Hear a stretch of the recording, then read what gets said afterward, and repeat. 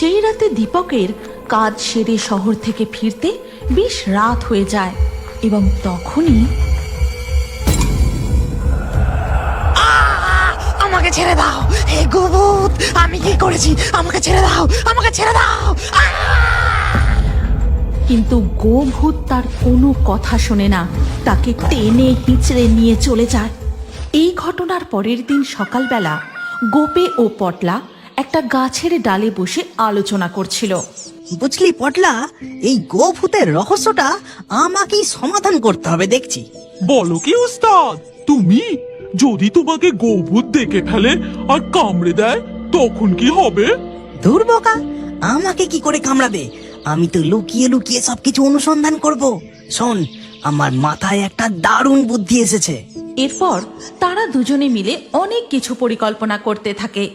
ঠিক তখনই তাদের সামনে দিয়ে রমেশ তার বউ বাচ্চার হাত ধরে সুদখোর রমাকান্তের বাড়ির দিকে যাচ্ছে।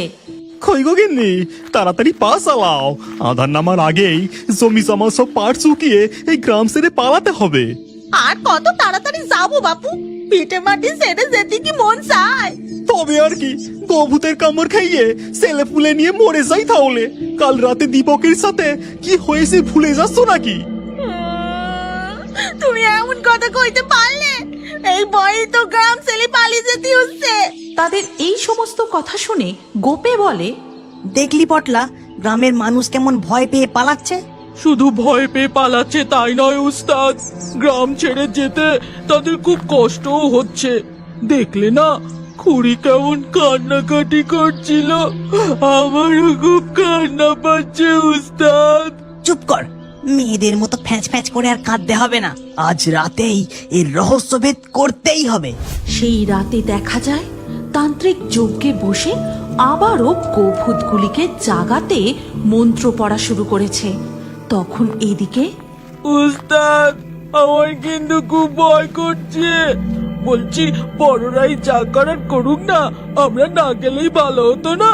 চুপ কর ভিতু কোথাকার, এই নেই, এই গোবরটা গায়ে মেখে নে। গোবর!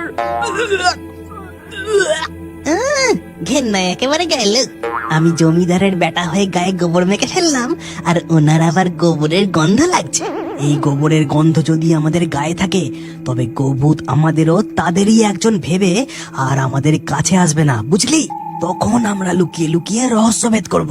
এরপর পটলা আর কোনো কথা না বলে চুপচাপ গোবর গায়ে মেখে নেয়। তারপর ভয় ভয় গোপের সাথে বেরিয়ে পড়ে রহস্য ভেদ করতে এবং গোভাগাড়ের কাছে পৌঁছে দেখে। কি তান্ত্রিক, তোমার গোভূত জাগানোর কাজ কেমন চলছে? আমি আমার কাজ ঠিকই করে যাচ্ছি রমাকান্ত, কিন্তু তুমি তো দেখছি মানুষের ভয়ের সুযোগ নিয়ে দিন দিন টাকার পাহাড়ে উঠছো। এটা তুমি একদম ঠিক কথা বলেছো তান্ত্রিক। তবে একটা ভয় ছিল যে সবাই হয়তো ওই জমিদারের কাছেই সম্পত্তি বিক্রি করবে, কিন্তু জমিদার এত ভালো মানুষ যে তিনি সবাইকে ভয় পেয়ে পালিয়ে না গিয়ে গ্রামে থেকেই সমস্যার সমাধান করতে বলছেন। বোকা কোথাকার। তা তিনি তো ভালোই বলেছেন। তিনি হলেন এই গ্রামের সকলের শুভাকাঙ্ক্ষী, এই গ্রামের উপযুক্ত জমিদার। উপযুক্ত জমিদার? তুমি দেখে রেখো তান্ত্রিক, ওই জমিদারের থেকেও বেশি সম্পত্তির মালিক হব আমি।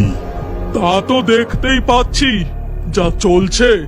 তবে মনে রেখো, তুমি যে এত সম্পত্তি করছো তাতে আমারও অবদান আছে। তুমি যা সম্পত্তি কামাচ্ছ তার অর্ধেক আমায় দিতে হবে। অবদান? বেটা তুচ্ছ তান্ত্রিক, থাকো তো গাছতলায়। সম্পত্তি নিয়ে কি করবে শুনি? বেশি কথা না বলে যে কাজের জন্য তোমাকে এনেছি চুপচাপ সে কাজ করে যাও। তোমার নামে যে আশ্রম করে দেব বলেছি ওটুকুই তুমি পাবে।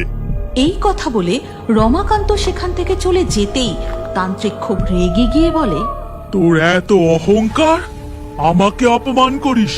সুদখোর রমাকান্ত, এর শাস্তি তোকে পেতেই হবে।